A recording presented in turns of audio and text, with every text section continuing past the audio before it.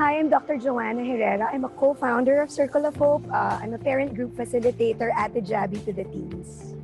So the mission of Circle of Hope is to bring hope and transformation through compassion.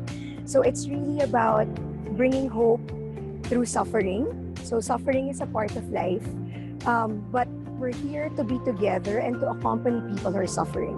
So in a more concrete way, we provide psychological services, mental health, and support groups to cancer patients, particularly adolescents and their parents here at PGH. So PISTA is really about coming together. More often than not, when we're suffering, we feel like we're alone, we're isolated. But this is a way of reminding ourselves that we're not complete unless we're together. We're not complete unless we reach out to other people. So it's compassion that makes others happy, but it's also in the reaching out that we make ourselves happier people. I am Carlos Pizarro. I work with COH as part of the staff that works with the parents of those with cancer. Circle of Hope envisions a community of compassionate people from all backgrounds, trying to help and enrich the lives of those we serve, especially here in PGH. The pista that we are having here highlights the culmination of our activities for the year and what we have chosen this year for the parents. In fact, it's the parents' choice to have is a fashion show, and we will highlight what they can be when they are all dressed up, made up, and their best.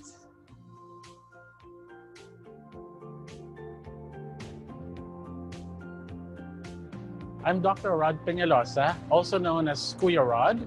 I am the program coordinator at Circle of Hope. Circle of Hope is an organization that is centered around kapwa or pakikipagkapwa culture, which encompasses the idea of inclusivity, empowerment, compassion for self and others. Pista is this year is our second Pista, which is a celebration of human connection. It is to honor everyone who is involved in the community, an honoring and gratitude giving for all that has happened, for the resiliency, for the love, for the healing, for the transformation that has been given and provided by every member of the community. It's been said that anyone and everyone who becomes part of the Circle of Hope family has something to offer and has something to gain.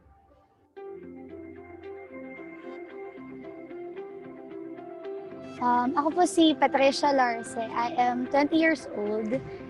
Yung Circle of Hope po, it helped me to have confidence sa mga events po na ginagawa namin kasi noon na napanghihinaan ako ng loob and ang daming thoughts na bumabagabag sa isip ko na parang hindi mo na kaya. Pero sila yung nagbigay sa akin ng hope and ng confidence na magpatuloy sa laban. And ayun, dahil sa mga taong nandito sa Circle of Hope, sila din yung isa sa mga nagbigay ng impact talaga sa buhay ko kasi sila yung palaging nandyan, sila yung kahit na hindi mo araw-araw nakikita. Kapag nakita mo naman, parang ganun pa rin yung feeling na welcome ka pa rin sa kanila and sila yung palagi kong nahihinga ng advices. Ayun, kaya parang ang gaan na eto, nandito na naman ako, sineselebrate na naman namin yung pagiging survivor namin. Hi, I'm CK. I'm 18 years old and I'm a leukemia survivor. I felt more loved sa Teen Barkada. Tsaka po, I felt na hindi po ako pala ganun ka-different na special, pero hindi lang po pala ako yung naghihirap. Madami din po pala, kaya marami po akong karamay.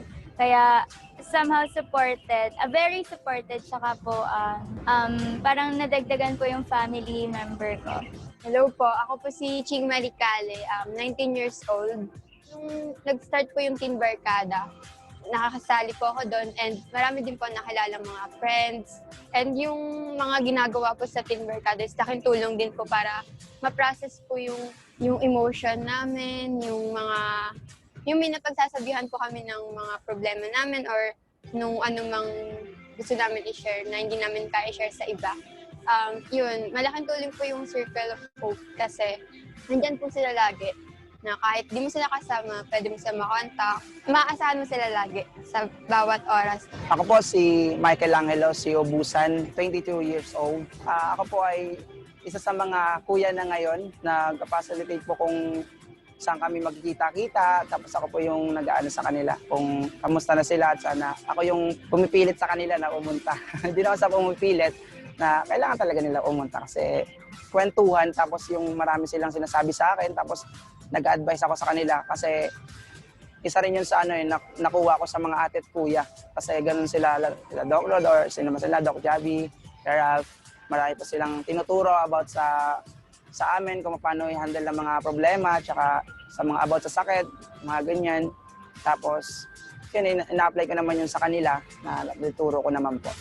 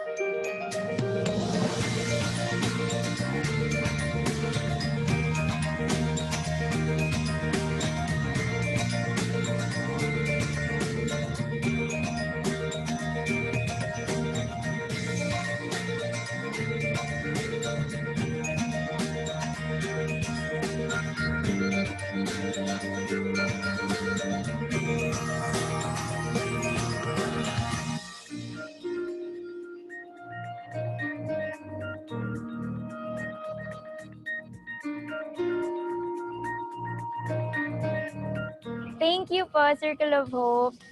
Napasaya niyo po ako, tsaka po, thankful po ako para sa Circle of Hope. Nandyan po sila at times nung kailangan ko sila, naging support ako po sila. Other than my family, naging support ako din po sila. Tsaka po, love. Thank you po sa love, tsaka sa care. Yun po. Sa Circle of Hope Community po, thank you so much po sa lahat ng tulong, sa simula umpisa hanggang ngayon po, di niyo po kami pinapabayaan at iniiwan.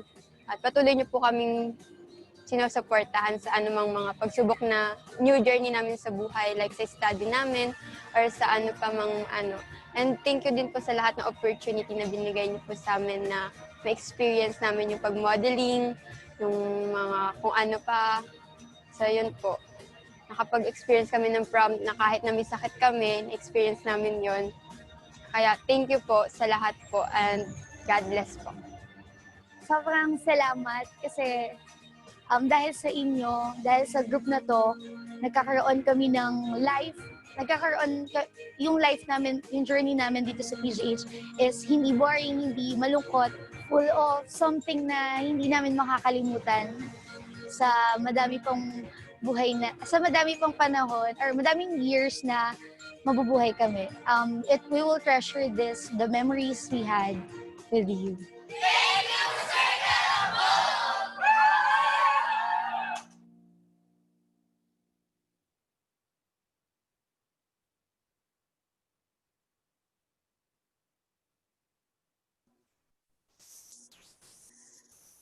Hello, good morning, everyone, and welcome to Mind Yourself, Cultivating Resilience and Hope from the Inside Out. I'm Dr. Joanna Jabi Herrera, co-founder and executive director of Circle of Hope. We're really very happy that you've joined us for this virtual summit. My heart is singing in this moment. Our segment, this morning's segment, will be live. It's live on Facebook page of Circle of Hope, and also on T Radio. So since the pandemic broke out in March, Circle of Hope has realigned its services to make mental health and well-being resources available to frontliners, especially our healthcare workers, and to the general public. We are in the midst of extremely challenging times, and the mission of igniting hope has become ever more important. At Circle of Hope, we believe that hope isn't about instant miracle cures, as it is about intentional living, compassion, and community. In this summit, we've put together learning sessions and activities to equip us with mindsets and skills that can help us thrive and become resilient in coping with our for now and next normal. Together, we can draw courage from each other, expanding our circle of hope to radically accept these realities and adapt in ways that open possibilities for an even better and brighter future. In light of the global health emergency we're facing, our hope is actually kindled by our capacity to embrace opportunities and turning points. We are pinning our hopes on how we exercise our inner freedom, our skillfulness, our wisdom, and compassion for each other. Hence, this summit. Today is day one of Mind Yourself. Our offerings today are centered on the theme of huni, which means being able to listen closely and turn to ourselves with real attention and care.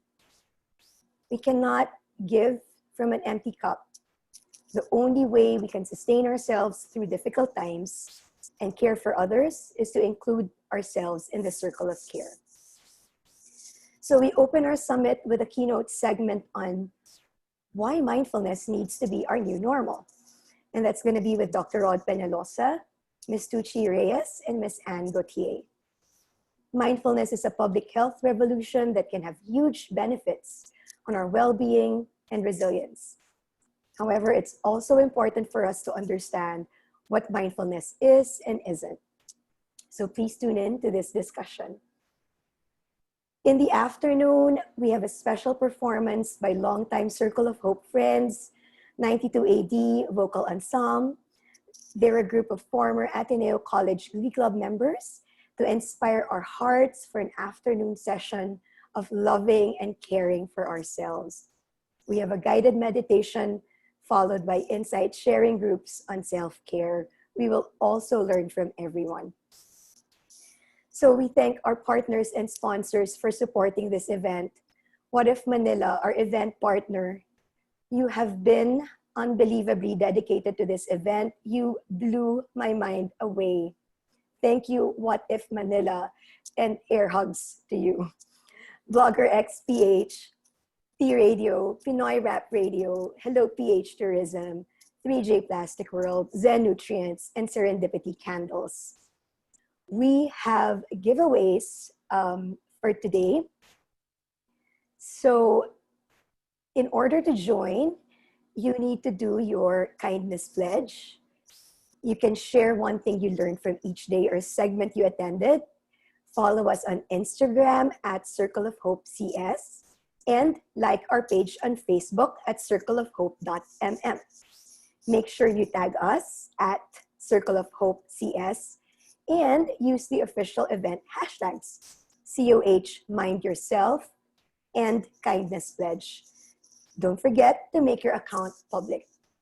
Winners will be chosen randomly and announced on our Instagram page. Only those who followed instructions will be eligible for the prize. And again, don't forget your account must be set to public. So we hope you will gain inspiration and insight from today's activities. Lastly, we invite everyone to support Hope Fund. This is Circle of Hope's crowdfunding effort to help us continue our mission. Hope Fund will allow us to provide mental health support for healthcare workers, for our teen patients at the Philippine General Hospital. We have an online learning enrichment program for them, and to help other vulnerable communities. It only takes 1 peso to keep hope alive, and you can contribute to Hope Fund through our website, circleofhopecommunity.com. I am so excited, friends. As we open the summit, please join me in welcoming our keynote session host, actress and CEO of Behind the Scenes, Miss Anne Gauthier. Welcome, Anne. Thank you so Good much, morning. Dr. Abby. Good morning. It's great so nice to see you. your face this morning. You too. And thank you, Dr. Abby, for such beautiful opening remarks. And I'm sure everyone is excited to start day one because it is centered on the theme of Huni. As you mentioned, Huni is a day where we are able to listen closely and turn to ourselves with real attention and care, because the only way we can sustain ourselves through difficult times and care for others is to include ourselves in the circle of care. Thank you, Dr. Abby, for those beautiful and powerful words. And we'll see you later on. See you, Anne. Thank you. Thank you. Now, I'd like to welcome everyone to Mind Yourself, Cultivating Resilience and Hope from the Inside Out Summit. My name is Anne Gauthier, and I will be your host for today's opening segment, Why Mindfulness Needs to Be Our New Normal. With all the uncertainty and changes that have been going on, uncertainty about work, having to balance your responsibilities at home with your family and your work from home situation, do you find yourself feeling more stressed? Because I know I have. And if you've been feeling that way, I just want you to know that you're not alone. Stress and anxiety have greatly escalated since the outbreak, and mental health problems are predicted to rise sharply. If it's not happening already, aside from worrying about COVID itself, we are also worrying about the negative effects of prolonged and severe stress. So how can we better care for ourselves, not just physically, but also mentally? That's why today, let's explore what mindfulness is and why it has become a public health revolution. And I'm so excited. With that, I'd like to welcome our speakers for the opening segment. Joining us today is trained teacher for mindful self-compassion under CMSC UC San Diego School of Medicine and mindfulness-based stress reduction at the Singapore Management University UCSD Mindfulness-based Professional Training Institute. She is also a certified mindfulness facilitator under Mindful Leader. Let's all welcome Ms. Tucci Reyes.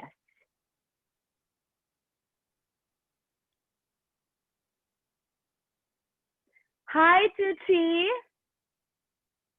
I believe you might be on mute. Okay, there. Yes. Hi, Anne. Good morning. Good morning, Welcome. everyone. I'm so excited to be here.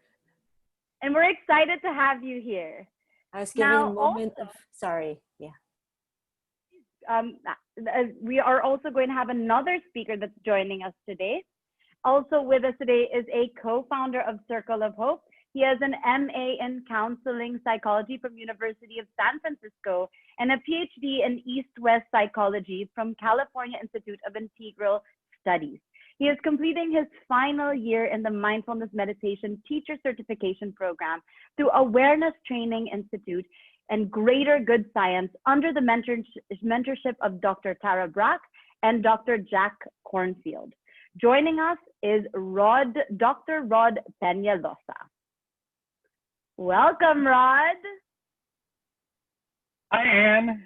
Good evening from San Francisco Bay Area, and good morning to all of you who are in the Philippines. I'm so happy and honored to be here. In fact, I always tell some of my friends here that I left a piece of my heart in Manila, particularly with COH, Circle of Hope. So thank you for giving me this opportunity to share some of my experiences and wisdom about mindfulness. Thank you. And thank you for taking your time tonight. I know that sometimes with the difference of hours, it can be difficult, but we are an international group that is here for each other. Yes. Thank you both for being here. And you know, what better way to start to really find out more about each of you. So let's begin, shall we? Let's do it. What inspired you to become a mindfulness teacher? What led you to mindfulness? Let's start with you, Tucci. Okay, so my path in mindfulness started back in 2012 with a book. So I was seeing my mental health professional in one of those sessions. He gave me a book, and the book was called Mindfulness for Beginners by Dr. John Kabat-Zinn. So at the time, I was still hesitant, resistant, and he just told me to just read and just see what happens. So And I even remember he had a word, see what unfolds. I don't even know what that meant, at that time.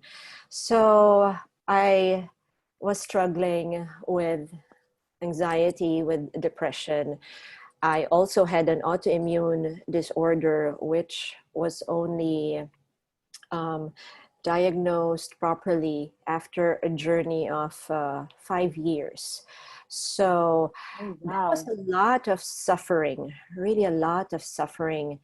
And so all of these things were happening in my body, and I didn't know how to help myself. I was suffering from insomnia. And I remember my physician saying, I can help fix your body, but something's got to be done with your mind because it's always on. It's just always switched on. It never rests. And your adrenals, I remember him saying, your adrenals have shrunken like I don't know how small they are. Just because of all these stress hormones that you have, and you can barely function. So when I say this, that means my quality of life was very much affected physically, mentally, and even emotionally. So I began with that.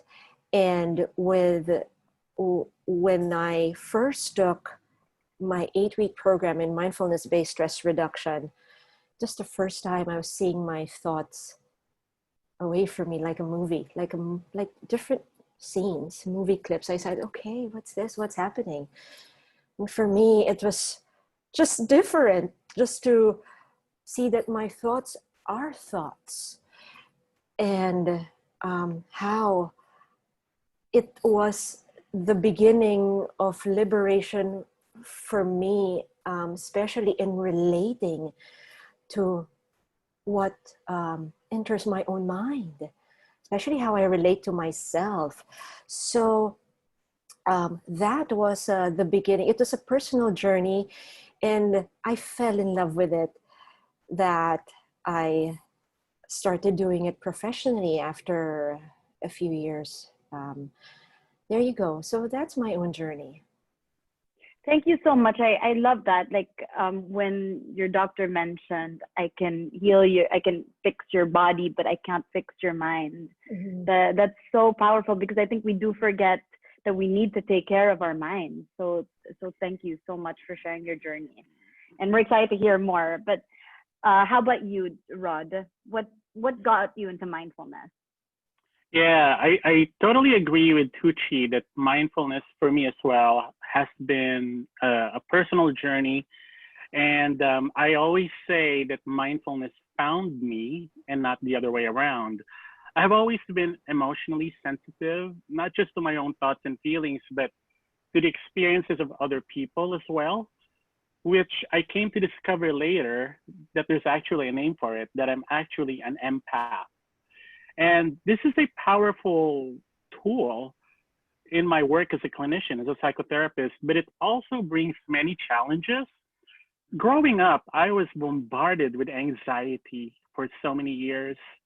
And, from adolescence to early 20s to my 30s, this feeling of the need to be validated and to really rely and depend on the opinions and approval and acceptance of other people. It's a lot of external validation, which is very a significant need in our population, in humanity. In my late 20s, to help me cope and regulate my emotions more effectively, I discovered the power of meditation. So I've been meditating off and on for the past 20 years. But it wasn't until 10 years ago when I came to discover mindfulness while doing a research study on stress management. And I came to discover the works of Dr. Jack Kornfield, a renowned mindfulness teacher and psychologist, who is also now one of my teachers.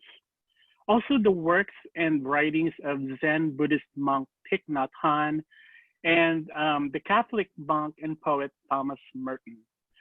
I felt such a strong connection to the partnership of mindfulness and compassion that they teach. And my curiosity led me to unpack for myself the significance of practicing self-love in our lives. So this began my ongoing journey towards the path of becoming a mindfulness teacher and practitioner. So the foundation of all that I do, personally, professionally, spiritually, is really anchored in self-love. And this is a balance of compassion for myself and for others, which I believe should always go hand in hand. Yeah. Thank you. And it's interesting because it really is a personal journey, right? Hearing both of your stories, it really needs to find you in a way, and it can come in every shape or form, which is I want viewers to know that everyone has their own story of how it came about. It could be from physical pain, like it could be from suffering from anxiety and wanting, that kind of self-love and trying to find that path to compassion. And we have different ways of finding it. But so those are your personal journeys. Now, what would you say, what's the story behind mindfulness itself? How and why do you think it has become such a public, a buzzword nowadays, mindfulness? Rod? Okay. Well, with so much pain and suffering around us, we in our humanity are searching for relief, comfort, and even healing so we can better manage our mental and physical health and to enable us to improve the quality of our lives. So the popularization of mindfulness in the last 10 years is really due to the influence of social media and celebrities who brought this practice into the mainstream, Oprah Winfrey, for example. But the simplicity, right? She's become an icon and a platform to be able to introduce this practice to the mainstream media.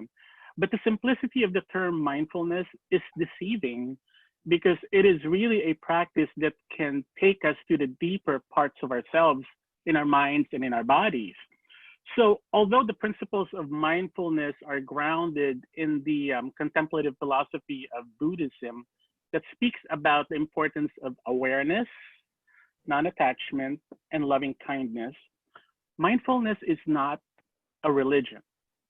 It is a practice, a lifestyle actually, of cultivating these three principles, again, awareness, non-attachment, and loving kindness or compassion into our lives. How does this look like? So to bring awareness to our thoughts, emotions, and sensations without becoming attached to them and without judgment and criticism, which essentially is the act of loving kindness or compassion for ourselves and consequently for others. So mindfulness can be taught and practiced secularly, which means no religious basis, because it is both spiritual and scientific. In fact, many research studies have been done in the field of neuroscience, psychology, and medicine to investigate the efficacy of this practice on our well-being, our emotional manageability, self-regulation, and the function of the integrated parts of the human brain. Wow. So mindfulness really is for everyone, right?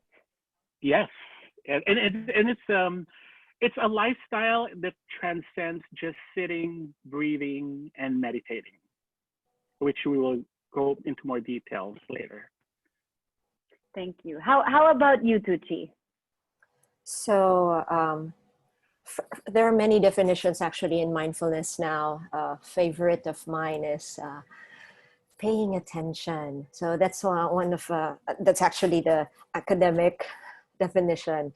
So I'll start with that. It's paying attention on purpose in the present moment. But I also came to embrace it because it's a way, it's really a way of living. It, as what Dr. Rod has said earlier, it goes beyond our breathing, paying attention to our breath, paying attention to our, let's say, even our sitting practice. It goes beyond that. It could be in anything that we do. And the reason why, for me, mindfulness is truly, truly important is because it's the foundation for anything. So for instance, it's the foundation for any quality that I wish to bring in to my practice. The favorite of mine is really self-compassion. And it's like, oh, okay, as I love giving examples because I've been a teacher for over 20 years, since 1997, and my favorite audience are kids. So when I actually tell them, okay, there's this Barney song that I love, when I'm brushing my teeth on top. Okay, so anyway, I won't sing the entire song. I love it, please But do. the reason why a favorite mindfulness activity of mine is really brushing my teeth is because I used to brush it stressed, meaning to say my shoulders were up, and then my arms were, sometimes I'm left-handed, so sometimes my left hand and even my wrist, it's all pumped, like not even noticing all this work, all the whatever my body is actually doing right now just to brush my teeth. So then I noticed that, okay, can brushing be a mindful experience for me? Can I now pay attention that my shoulders are up? How about giving myself a choice to bring it down? Or even my breathing, feeling the foam in my mouth, experiencing different brands of toothpaste and how they actually feel. Anyway, so even thinking of it excites me actually. That's so wonderful. So there you go. And then he even said that there's so much research in well-being, improving quality of life. It can be applied in walking and eating, seeing different colors, savoring every human experience. Even now, just noticing now as I'm speaking to you, there's a bit of excitement, but also a bit of nervousness. So even noticing that, yeah. Okay, yeah, there you go. And I absolutely love that you don't put what you mentioned, that you are paying attention to it, but you're not putting judgment on it, because you're saying that you're excited, but there's also a bit of nervousness in it. And we tend to, in situations where we are nervous, we tend to kind of hamper on that. We worry on that, like, oh no, I'm nervous, versus just letting it be. And I mean, both of you had mentioned compassion, self-compassion so much throughout this definition of mindfulness, and paying attention with no judgment. And I think it's so wonderful. And we have totally, completely, because of our busy, fast-paced world, we've let go of something as simple as getting excited over toothpaste, which I think is so wonderful. Thank you. But with that, so now that we have defined what mindfulness is, because, right, it's just such a big word in a way, because it's become so popular.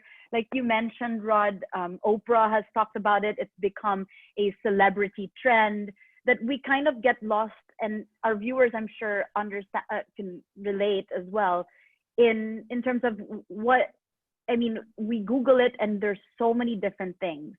So now that we know what it is, it's really paying attention, no judgment, compassion. What is it not? Because I think it is important to define it. What are the myths, the misconceptions about mindfulness? Because some say it's yoga, others it's meditation. There's a lot on thinking positively now, right? That's a big trend as well, like positive thinking. Some people get so worried about because you mentioned meditation, and some people do get worried about, practicing mindfulness would mean that I would be so calm that I will lose my personality, I will be less fun. There are different myths. Maybe we can break the main ones down and go through them, if that's okay. Of course. By the way, I also love being mindful about the toothpaste in my mouth, and I'm thank you for that, Tucci. I'm a huge fan of like minty toothpaste. But back to your question, Anne, I'm mindful that I'm being giddy because I don't want to be so serious about this topic. But what are the misconceptions about mindfulness? The one thing that always strikes me is the assumption that paying attention to oneself is narcissistic. that it is centered on the ego and that we should not prioritize our needs before somebody else's, right? So I want to break that myth, all right? That mindfulness is not an act of narcissism. It does not advocate for toxic positivity, which is the mindset that implies that we should only focus on the positive and completely avoid or negate anything other than that. Because this practice is really focused on self-reflection and self-awareness, which means it will require addressing the aspects of ourselves and of our lives that are challenging and often difficult to look at. You know, I mean, how would you like to sit and, you complain about headaches and stress at work, but when you're at home, you don't want to talk about it, right? You want to just disregard, and then the following day, it creeps up on you again. So what if these headaches and stress, and maybe even the sadness and the anger, the fear, are actually asking us to pay attention to them because they have a message to convey to us, right?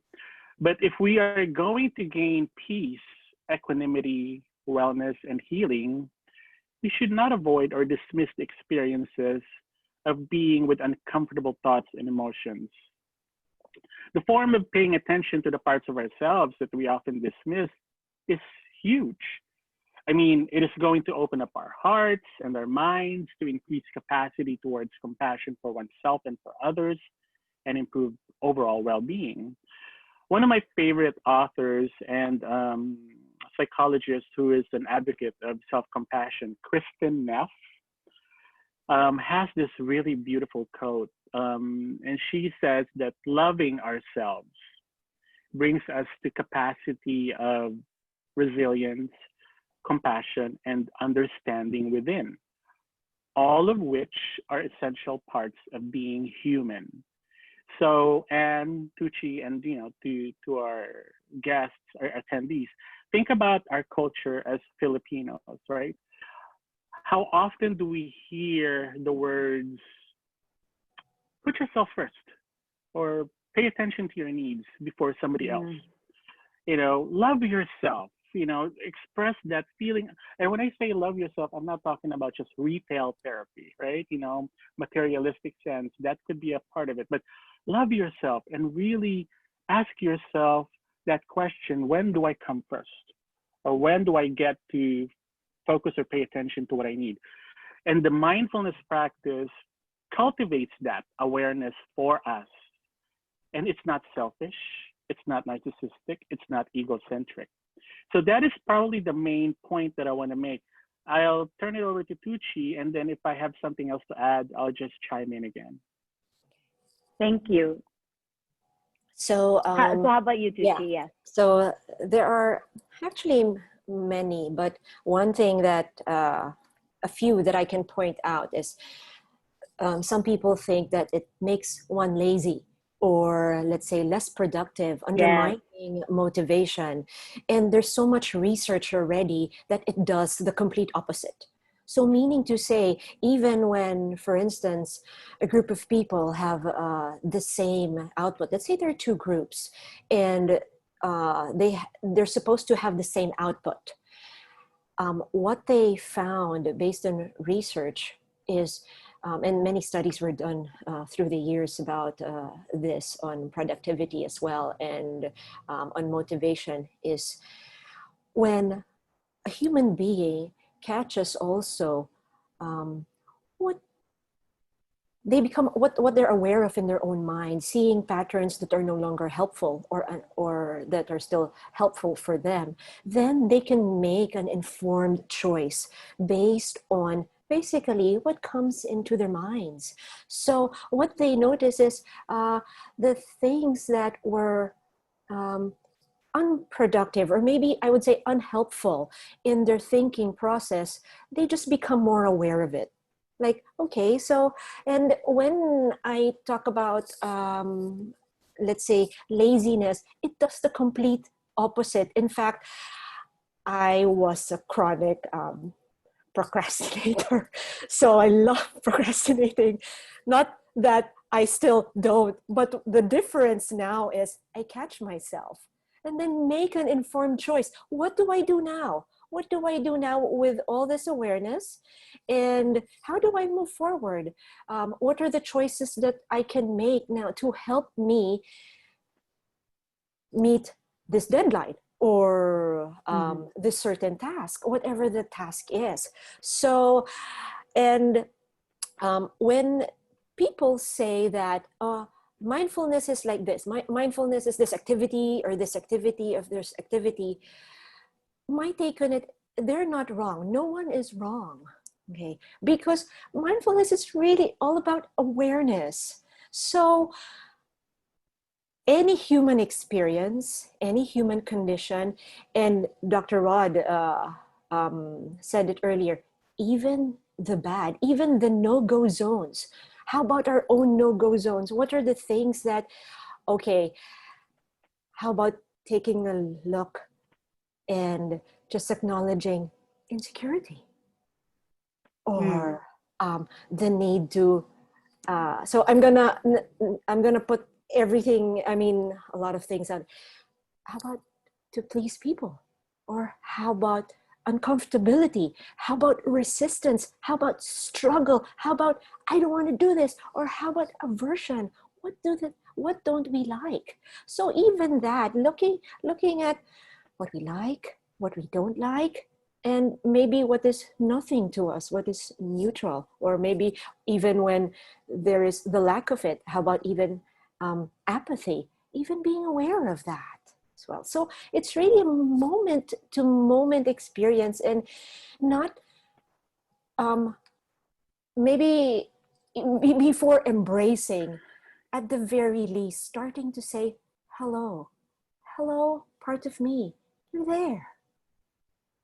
So it's really about awareness. So you can practice this at any given time, correct? Well, I just wanted to clarify for those who, because I know, Rod, you mentioned that you went from meditation and then you discovered mindfulness. So I wanted to clarify, because these are the most known things. I mean, I love what you said with the paying attention and the awareness. Would you say, just a question for both of you, so would you say, obviously not toxic positivity, because like you mentioned, it's Tucci, it's the being aware of the positives and the negatives, so you can make an informed decision when you're mindful of it. But would yoga, meditation, that would be a form of mindfulness practice? Would that be one? Absolutely. Any activity or any kind of movement, or even silence, or just sitting, anytime you bring your attention to what is happening to you internally, that is a form of mindfulness. And it's not about emptying the mind. It's not about thinking of, having a blank state of mind. It's actually the opposite. And it's actually bringing awareness to the thoughts that are triggering emotions, that are affecting the sensations in the body. And we always fall into the trap that when we are depressed or sad or angry or afraid, that the only part of our human selves that are affected is the mind. But we don't always realize, because we are mindless or not mindful, that the body is the part of our selves that carries a lot of the impact of the emotional stress, the emotional and the mental stress. So yes, if you're doing yoga, you have to be mindful about the poses and the asanas, right? If you're eating mindfully, you get to savor the flavor Food of as the well, food. yes. Exactly. It's huge, especially for us in our culture, right? When you're having conversations like what we're doing now, I'm pretty mindful about time and the questions that you ask, and Tucci's sharing. And I try to sense in my body, what am I feeling? Am I feeling nervous? Am I excited? The toothpaste got me really excited. So it's a lot of that being in the moment and really just savoring and experiencing and not avoiding or dismissing anything that's coming up. And in a way, it's not because contrary to what people think, like a lot of people think mindfulness is just relaxing. It's not. It's actually quite a strong practice. It's work. When we're eating, like you mentioned, we need to be mindful, and we would know whether it's healthy for our body or not. Usually when we check out, which is something that a lot of people, that we all do, we watch TV while eating, we don't pay attention to how much we're taking in. I think a lot of people could relate to that, right? And we don't realize that it adds up. It puts stress to our bodies. Absolutely. Or we're not mindful of the words that we use to speak to our children or to our elders, and the kind of pain that we cause when we project that kind of emotion to somebody else, right?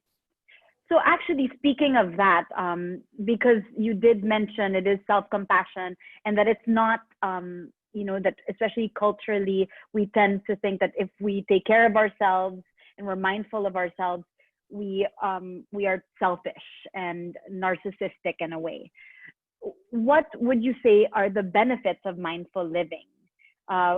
What happens when we practice mindfulness? Because I think it's so important for people that are, especially moms, moms, for example, dads as well. The whole spectrum, husband, wife, or whatever relationship, co-worker. What are the benefits to it, to even your relationship with other people? Tucci, would you like to start? Okay, so with that specific question, I could go on and on. Like there's no time, not enough time. But I would say, like, I'm a mom myself. I have 4 children, and with any experiencing that I am having, let's say, just even the experience of looking at their faces, the experience of listening to them mindfully, meaning to say being fully present, and even when we communicate with other people, a lot of us, like when we engage in a conversation, one person isn't done yet speaking, we already are, sometimes we're not aware that, okay, this is what I'm going to say to my son, because he did do this, he didn't do that, and I'm annoyed now, and this is what I'm going to say even when he's not yet finished. Okay, so even that, catching those moments. So there are many, many things, and allow me just to read a few based on research. So strongly associated with fewer negative states like depression, anxiety, stress, shame, negative body image,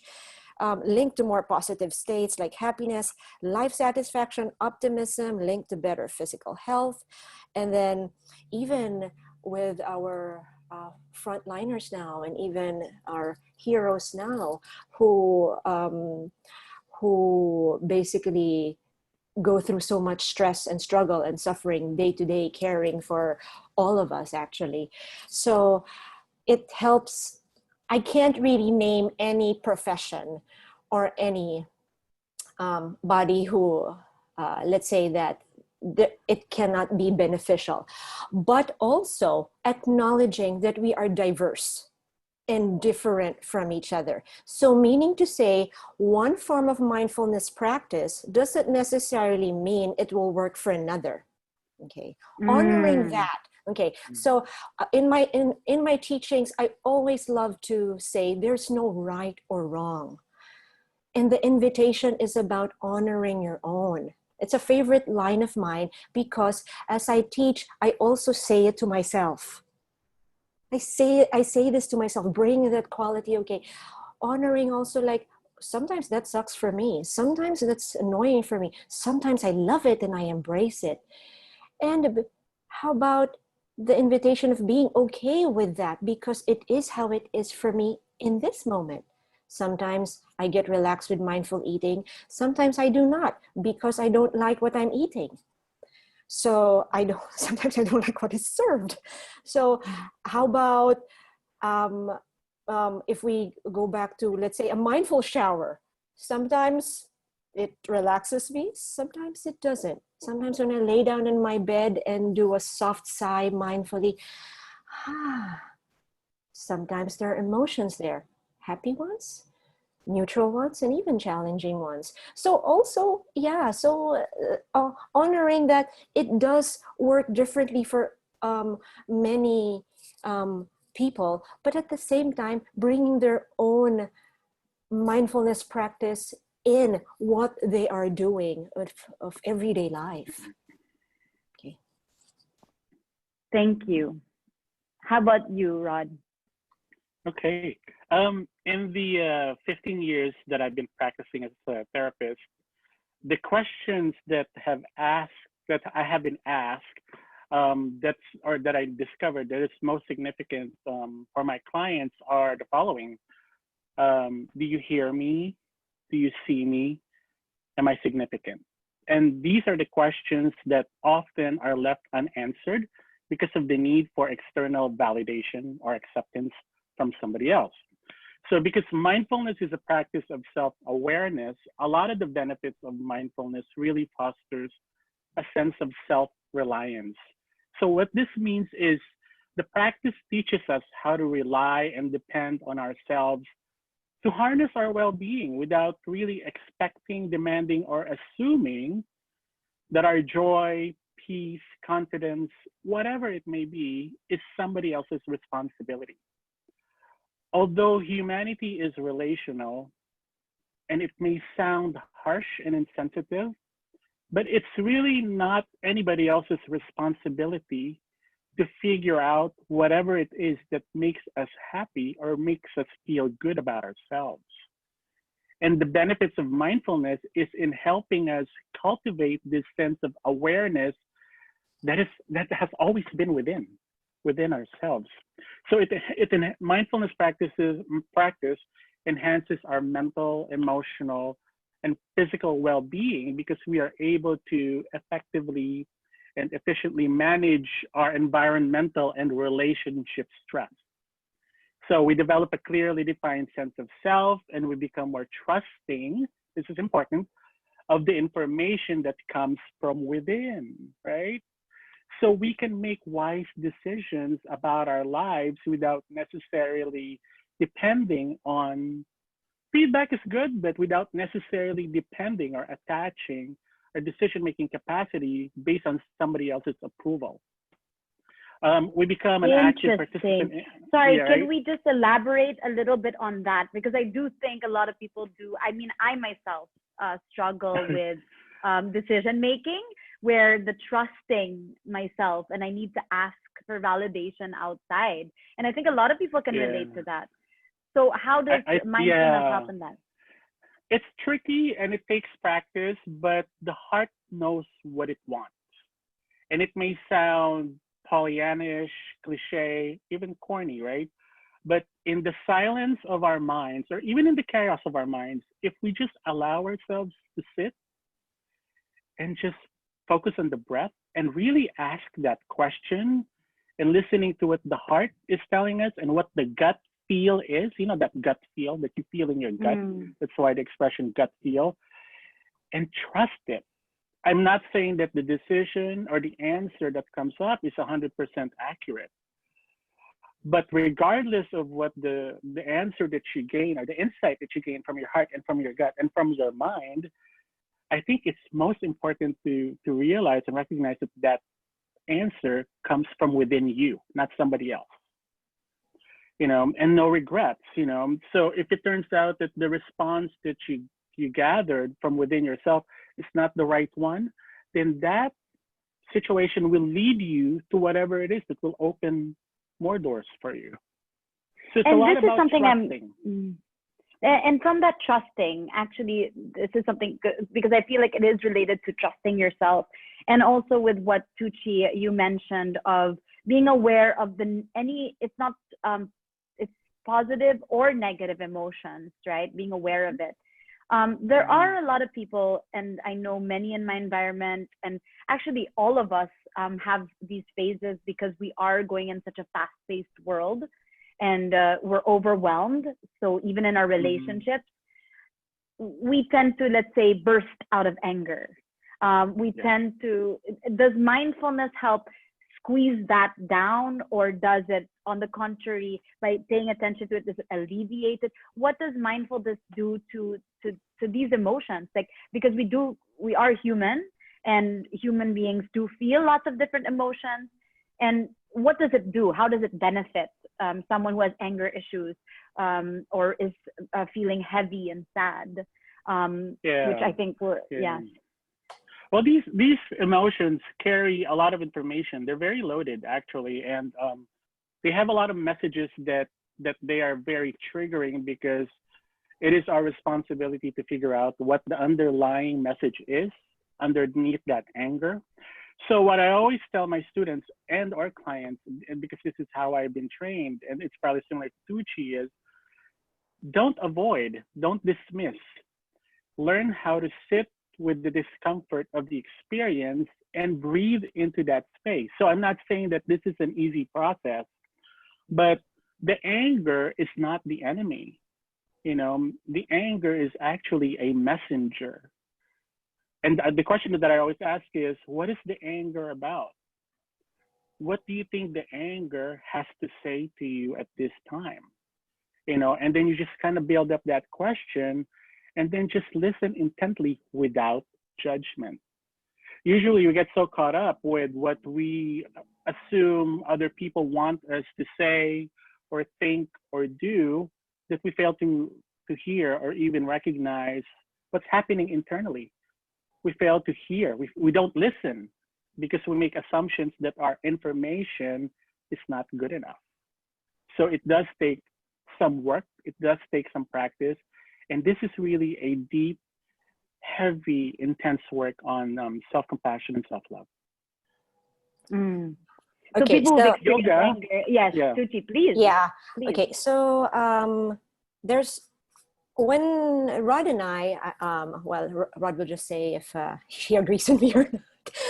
But the practice is very important, and when we talk about the practice, it's not really strictly just in, just doing it in one form, or because meditation is done this way, or what I'm saying is, even that, the reason why I'm giving this specific example, because we can even get critical with ourselves because of that. Like, okay, I'm trying to cultivate my mindfulness practice, but it's not, I can't keep still. I can't, I keep on moving, and then this is what's happening. There's so many distractions.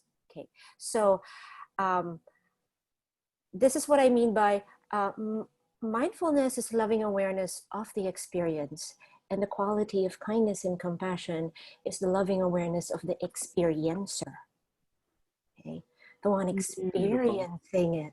Okay, so when meaning to say that if when Dr. Rod said about the trust, that innate capacity at the very least to emerge trust in ourselves. So that's what it does.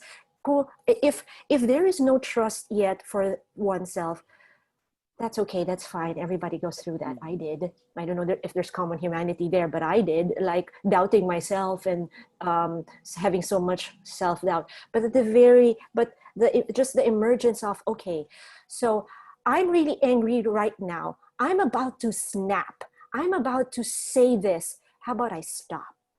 I stop. I take a breath or two. I see what's happening in me. And then how do I proceed? How do I do this stop practice of mine? And what is it that I need? This anger that I'm feeling, that this is anger. Okay, just validating that is already a mindful experience. Just validating this is anger. And then where do I feel it in my body? If I can't feel it in my body, maybe a felt sense, maybe it feels sharp or heavy. Okay, so can I actually just embrace that heaviness and just breathe? So this is already a practice. It's I'm just doing it like a quick hack in anger management, because I suffered from it for so long. So it's like one of my favorite practices. A lot really do. Yeah. And then after that, what is it that we need? The quintessential question of bringing quality in this awareness. What is it that I need? Do I need to take a break? Do I need not to speak to this person for a few minutes? Do I need to have my personal space? Or do I need to respond versus reacting? Okay? Because one thing that is also beautifully, I would say, experienced in the mindfulness practice is our expression of boundaries. Like, okay, when is it enough? When is it, okay, wait a minute, this person's crossing my boundary already. Like, I'm saying yes to so many things already, and, you know, not paying attention to myself. So when we talk about, Anne, what were you saying earlier? Because I love giving examples, but you were saying earlier about how does it even, aside from anger management, you said a few more things. The heaviness, sadness, Yeah, the that heaviness. the different emotions. Yeah. So when that heaviness is there, when that sadness is there, just part of the honoring is, oh, hello, it feels heavy for me. It feels weight. It feels, some of my students like calling it a color. It's gray or even sharp, edgy. One even has an anime for it, you know. So, but even also some have suppression of emotions, yes, of other emotions. yes. And for some, they can't really identify where they feel it in the body, because there's some, it's heaviness in the chest, so they just put the hand on their chest and just breathe, how, just be with the hand. And for some people also, breathing can be threatening. So one of the things that I actually teach is also trauma sensitive mindfulness, that we can take it out of the breath and put it in the soles of her feet, or even hand on the table. So this is what I'm saying about, there are many options. There's not only one way of actually cultivating it, the practice. And when we talk about the practice, for it to be a habit, it needs to be practiced. For it to be a skill or a resource, when, let's say, a challenging or a difficult emotion is there, and then, okay, what's my toolbox? Pull this, is because it's coming from the practice of every single day. And it, of course, it's very helpful in the honing of the practice if it's 20 to 30 minutes and even more in the day. But it can also be pockets of the day. It doesn't have to be strugglesome or tiresome. And I really, I mean, I think we will be addressing that in a bit on how to start, because like you mentioned, there are different ways, and maybe we could you could share certain ways. But before that, I did want to ask, because you did mention that kind of like shame of people trying so hard to have that awareness, which I think is already wonderful. I mean, to our viewers, that is something that I mean, I've learned that if you are feeling anger or suppression or different types of emotions, that awareness, just putting your awareness in it and breathing into it before speaking is perfect. Now, I just wanted to ask before that though, is because you're talking about shame, how soon do we experience the benefits? It's just to really manage the expectations of our viewers or people who are about to start this before we enter on certain ways of getting started. How soon was it for you, Tucci, the experience that you felt the benefits? Well, personally for me, it was when I was taking my 8-week program in mindfulness-based stress reduction. That's when, so in the beginning, I was winging it. I was winging it for several months. And when I get lazy, I wouldn't practice. And then I said, okay, I just need a formal teacher to begin with. So that's how I started. And so, but this is my personal journey. Okay, this is my how it worked for me, and I'm not saying it how it is for others. So mine was in the retreat of MBSR, when I told you earlier that, oh wow, it's like movie clips. It's like, oh, seeing one event after one event and one event. And what happened to me at that time, the reason why I say it was liberating for me is because it became non-threatening. So because it reached a point that even my thoughts were so threatening. I was in survival mode every single day and every single time. So when that happened, there was also a space, and I didn't know at that time that, oh, I I'm capable of giving myself that space, allowing that space, even if it's just for a few seconds. And thus the consistent practice, of course. Consistent practice. Yes, Yeah. consistent practice. It unfolded and unfolded so many things already for me. Yeah. So to just never stop and keep going, keep trying, and you'll see that things will unfold. How about you, Rod? Yeah, for me it was actually immediate. But so what I mean by so that, different from everyone. what I mean by immediate was that I felt because I'm very receptive, right? I'm very receptive to anything that would make me feel better. Especially for me, it's not anxiety is really rooted in fear for me. So I'm very fear driven, you know. So for me, it's immediate, but that is not to say that as after feeling relief, that everything that it was always sustainable. In other words, that I would probably feel relief after meditating for like 8 hours, and then something would trigger me again. So when I first started the practice, I was hard on myself. I was very critical and judgmental of my practice and my imperfections. And my mentor said that your imperfections are perfectly where you need to be. And embrace that, because this is a practice that will continue to unfold and unpack itself. And the one thing that I really learned that it's so powerful about this work is learning how to say no. And learning how to say no comes in different forms, but it's the different variations of how to set clearly defined boundaries, right? And feeling that in your body.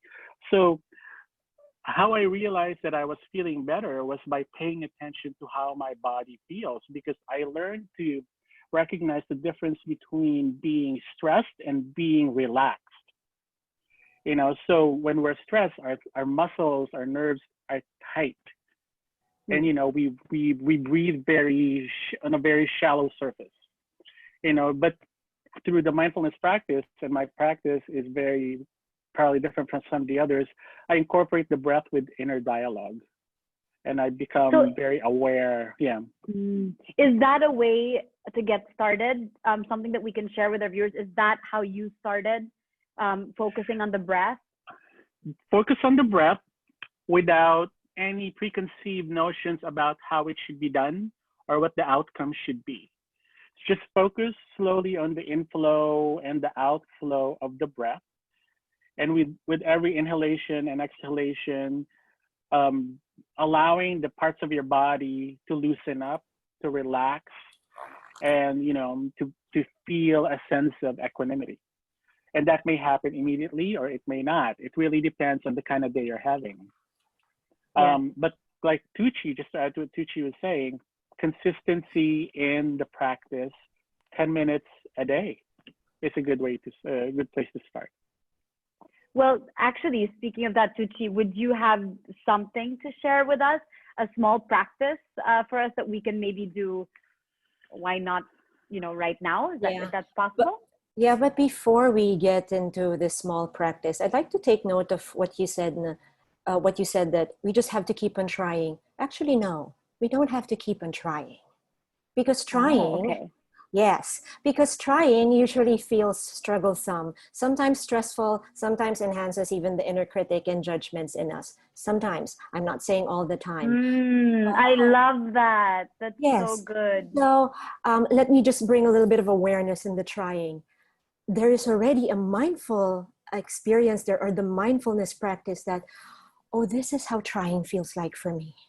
This is me trying. Okay, since it's very difficult for me to practice mindfulness now, how about I just be compassionate to myself and not do it at this time because it feels like a struggle. So that in itself, that you're aware that you're trying, that's already a gift. Like, oh, you know, that's already being with the trying.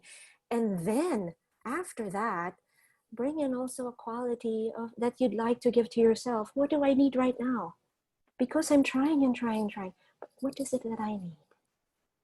I love that. Thank you. So don't try to be mindful. To our viewers, that is going through this. It's such a good reminder. Thank you for that, because I think that is so crucial.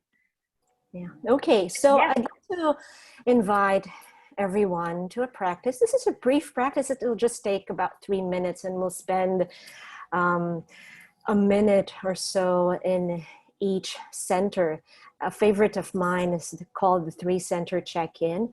So for those of you who are comfortable to closing your eyes, please do so. And for those who are not, that's completely fine. Whether it's fully or partially, whatever works for you. So in this moment, just checking into our bodies. What physical sensation do you notice? For instance, do you notice like the cloth of your shirt or your blouse, how it lands on your skin? What does it feel like? Is it smooth or itchy? Is it annoying? Do I like it?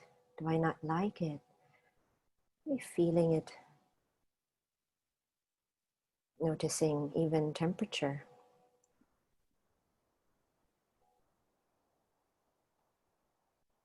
So what is temperature for you now? For instance, do you feel warm? Does your body feel warm? Is it cool? Maybe including even your surroundings. Air conditioner, breeze, wind, fan. And as we bring it inside once more, bring it inside our bodies, any pulsation or vibration there, maybe even sensing the beating of our own hearts. Is there any tension or muscle tightness? And if you can, inviting some softening or relaxation is needed, just from head to toe, including our forehead, our jaw, our neck, our shoulders, our abdomen, our hips, our legs, and our feet. And in this moment, in our next center check-in, what is your feeling or your mood? Can you feel any emotion? Whether it's pleasant or unpleasant, or maybe even neutral. You may even wish to ask yourself, how am I doing right now? Is there a mood or an attitude? Am I calm? Is there contentment? Am I worried? Am I concerned? Can you possibly make room for what is here with support? And are these feelings noticeable in your own body, in this human body? Sometimes we can feel maybe heaviness or stress, or tightness in the neck, or the shoulders, or even in our hearts. If you like, even letting your hand rest where you need support. And our last center check-in is our thinking, our thoughts. And in this moment, just checking into our thoughts. What am I aware of in my own mind? What thoughts are coming and going for me? Am I planning? Am I remembering? Am I anxious about something? Am I concerned? Am I worried? Can you just possibly observe the thought that is here? So as we finish, inviting all of you to return gently to your breath, observing that any of these 3 elements, our thoughts, our feelings, and our body sensations, is a part of our experience at any time, And we can invite ourselves to be aware of them to help regulate our experience, regulating our nervous system, and the mental, physical, and emotional aspects that affect it.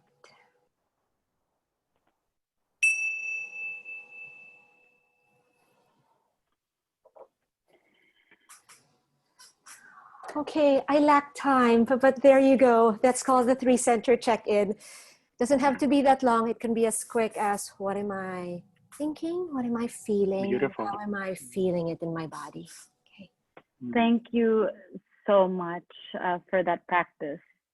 You're very welcome. For those of you, to our viewers, I'm sure you've enjoyed it, but for those of you who want a longer practice, Dr. Rod will also have a 15-minute guided meditation practice at 1:30 for us on loving our imperfect self. So please join us this afternoon.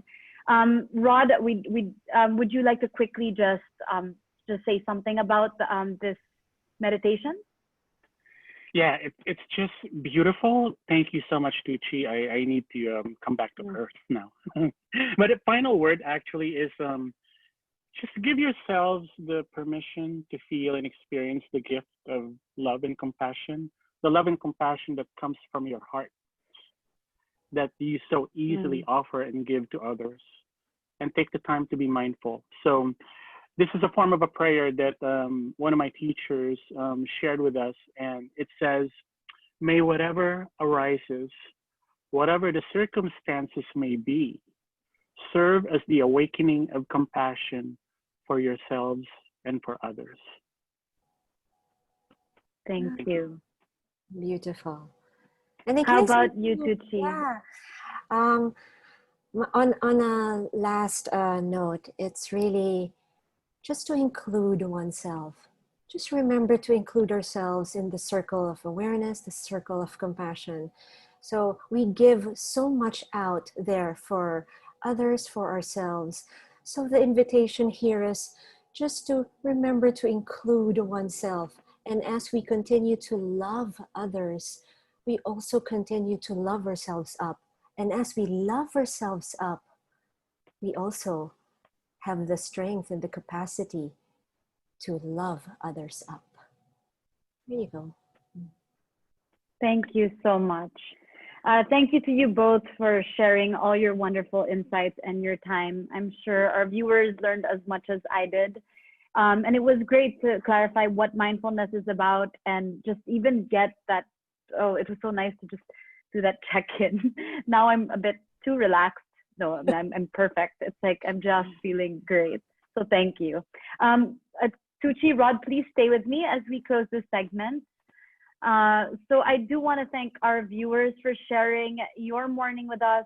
For now, let's practice self-care and take a mindful lunch.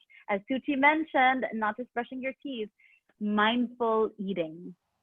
And we'll see you shortly. And remember, this is just the beginning.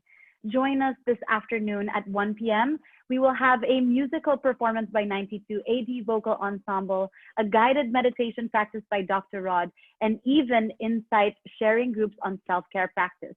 It's an afternoon packed with fun-filled learnings and experiences, so please don't miss out. And you should have on the screen for this afternoon the link, and as you can see here, the schedule of today. And we also shared that link to you. So here it is, but we've shared it to your email.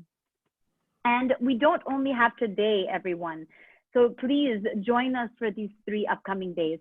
Today will be centered around the theme Huni, where we pause and listen. Tomorrow on the theme of Alpas, where we learn and grow.